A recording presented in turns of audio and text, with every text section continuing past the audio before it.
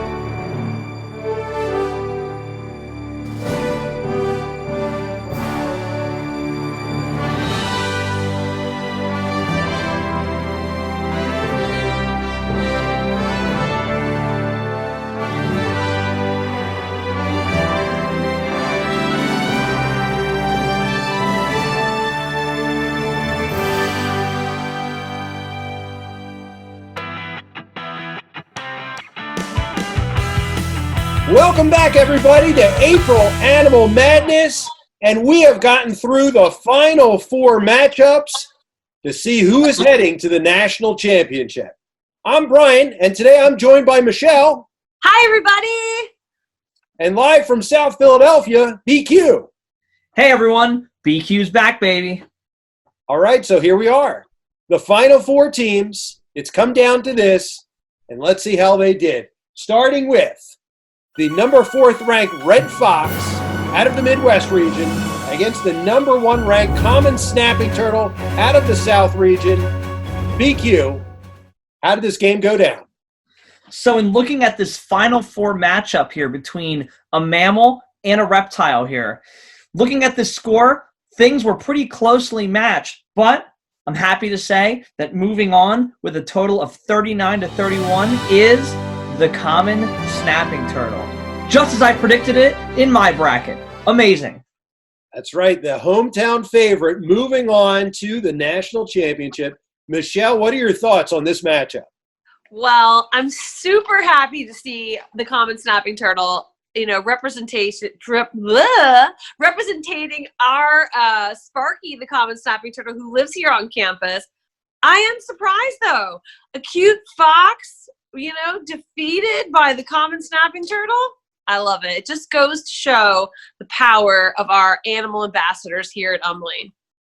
And not really a close game. The final score 39-31.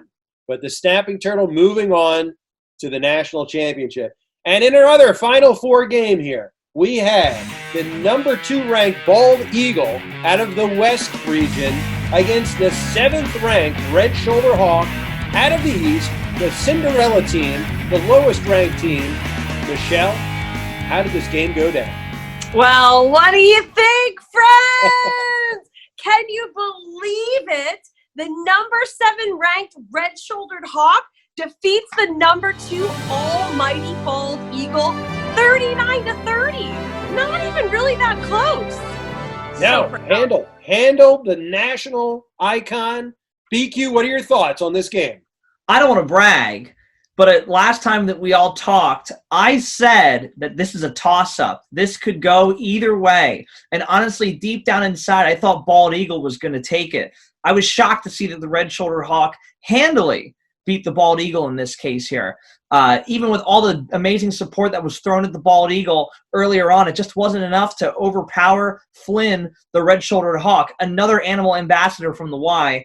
At the end of the day, either way, both awesome and incredible birds of prey in their own way. But to see the Red-Shouldered Hawk move on, again, another testament to the animal ambassadors at the Y. Absolutely. What a finish. And let's take a look at the path that the Red Shoulder Hawk in the East region took to get here to the national championship game. In that first round, Red Shoulder Hawk handled the MINK 59-41 and then moved on against the surprise team, the Southern Flying Squirrel, and handled that team pretty well, 58-42, and then faced off against the third-ranked Peregrine Falcon. Again, handled that team 32-29, went up against the number one ranked Mountain Lion in the East region. That overtime game last week won 41-40, and then in the Final Four, took care of the Bald Eagle in this most recent game. Michelle, what are your thoughts about that path? What based on those results and how the Red Shoulder Hawk has moved through this tournament, how do you think that's going to prep it for this national championship game? I have to say, Brian, the turning point for me was when the Red-Shouldered Hawk defeated the Peregrine Falcon. I had my doubts that the Red-Shouldered Hawk could pull out a win against this, fascinating and amazing Falcon, but it did. And it continued to roll from there. And it's like any great sports matchup. You have that momentum behind you. I think the Red-Shouldered Hawk could take the whole tournament. I really do. It seems to me the Red-Shouldered Hawk's got momentum on its side. Agreed. BQ, what do you think about that path through the tournament from round one through the Final Four that the Red Shoulder Hawk took? So in looking at the path that the Red Shoulder Hawk went through, it's interesting. I feel like it starts off pretty easy for the Red Shoulder Hawk, but as time moves on, the matchups are getting closer and closer and closer. I mean, at the end of the day, the Red Shoulder Hawk barely advanced here into the Final Four by the bristles of its banded tail in looking at that overtime matchup that was going on here. So when we're looking at this matchup here between the Red Shoulder Hawk versus the common snapping turtle, my prediction is going to be a real close game here, because even though the Red Shoulder Hawk started off strong, those margins only became more narrow as time went on here for victory. And even though 39-30 against the Bald Eagle is a pretty close game for those two species, I can't say that voting number there between 39-30 necessarily is going to be a dead giveaway of what the result's going to be coming up. Not a guarantee. All right, now let's look at the path the common snapping turtle took through this tournament since round one to get to the national championship game. In round one, the common snapping turtle easily handled the 16th ranked garter snake 74-16. Moved on to the next round against the gray squirrel. Again, an easy win there, 60-38, but then came head-to-head with the barred owl, a very popular team, and eked out the 1-point win against the barred owl, 33-32, to go into the South Region Final against the black bear, the largest animal in this tournament. And that was a tight game. Common snapping turtle pulling it out 35-29. And then faced off against the winner out of the Midwest region, the Red Fox, riding a wave of momentum and popularity coming out of that regional final. The Red Fox destroyed the Gray Wolf 41-18. But the snapping turtle took care of the Red Fox 39-31 to get to the national championship game. BQ, what are your thoughts on that path the snapping turtle took? Well, I am a little biased in that I have common snapping turtle going all the way in my bracket. However, in reviewing the scores of all the matches for the common snapping turtle, with the exception of one, I would say that the common snapping turtle has been on a reign of terror, really. Going through and taking down all the other animals it's come across here, no matter how big or how small. Obviously, of course, the matchup against the barred owl was as close could get, 33-32. But otherwise, these original matchups starting off here, I mean, common snapping turtle beat the garter snake straight out of the gate in round one, 74-16. I mean, holy smokes, that's a big difference between votes there. So when it comes to this final matchup here, I mean, It's hard to say again. I feel like it's going to be a bit of a coin toss here because common snapping turtle has been very dominant throughout this tournament here. But the red-shouldered hawk has been able to eke by so wonderfully in many close games. So it's hard to say for sure. But I have to say that when looking over the common snapping turtle's record, the common snapping turtle has definitely been more dominant than the red-shouldered hawk throughout this tournament. All right, Michelle, what do you think about that path the common snapping turtle took from round 1 through the final 4? Yeah, I have to agree with BQ. I mean, the common snapping turtle does seem to have run its reign of terror on this bracket. But, you know, there were a couple close games. Well fought. I don't know. I feel like this matchup is anybody's game, honestly. I wouldn't give – it's one of those things, you know, when you see a team handling everyone, you almost wonder, have they been tested enough? Do they have the heart and soul to push past in that one final game, right? I think of the Eagles in the Super Bowl, but hey, you know, that's just – Well, let's get right to it now, and we'll start out with you, Michelle. What are your thoughts? Who is going to win the national championship? Wow. I mean, honestly, I love both of these animals, and the fact that 2 of our animal ambassadors are facing off in the last game of this tournament is absolutely thrilling to me. Whoever wins, I'm going to be happy as can be, but I know I have to pick. So I am going to go with, is it any surprise? Does anyone not know who I'm going to pick? The red-shouldered hawk! There it is. Flynn, his biggest fan, his number 1 fan. All right, BQ, the national championship. Who's your pick? So I have to agree with Michelle that when it comes down to this final matchup being 2 animal ambassadors from the Y, it really is a storybook ending in a way. The question is just who will be the good guy or the champion or the king, so to speak, in this case, that will prevail in this. And this is where I have to disagree with Michelle because I'm still going all in, so to speak, on the common snapping turtle. I think common snapping turtle is going to win. I see a sign being held up there on Michelle's side. But Brian, are you going to make a pick this time? You know what? I'm going to keep my pick to myself, as I have for all of these rounds. But I will say this.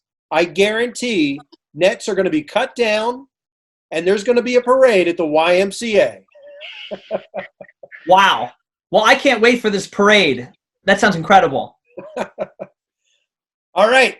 I want to thank all of the folks who have been voting these last 5 weeks in what has been an amazing April Animal Madness tournament. Getting online, doing all the fun activities we have posted with each of the animals.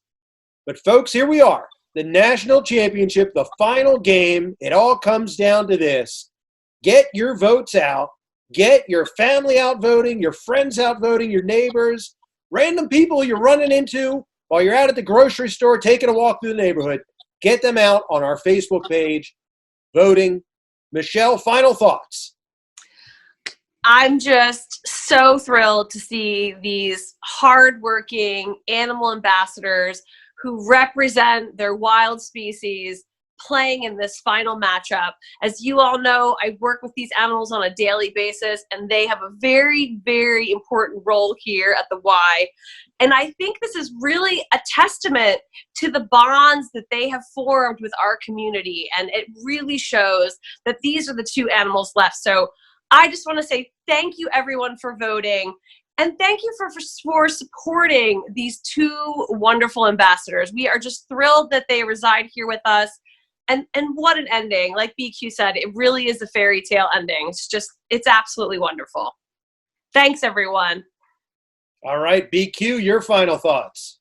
You know, when it comes to nature and the environment, I feel like it's so wonderful to have an opportunity to get connected with other people, especially now in current times where maybe the connectivity isn't what we desire it right now with others. The fact that we're able to interact in such a way and still celebrate the amazing animals of the Y and beyond, and celebrate our favorite animals and picks, whether or not they move on, it's just been so fun.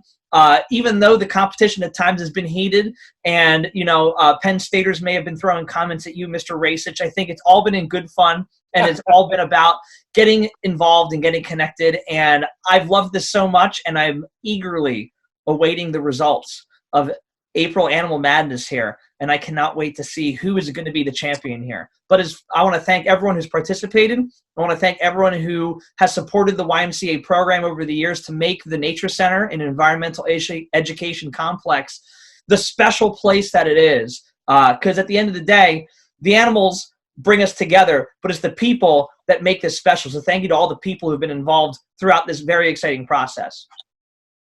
I agree with both of those sentiments from the two of you. Everyone that we've come into your homes through your smartphones or your computer, thank you for getting involved, participating, and here we go, the national championship for April Animal Madness. Good luck and get your votes out there.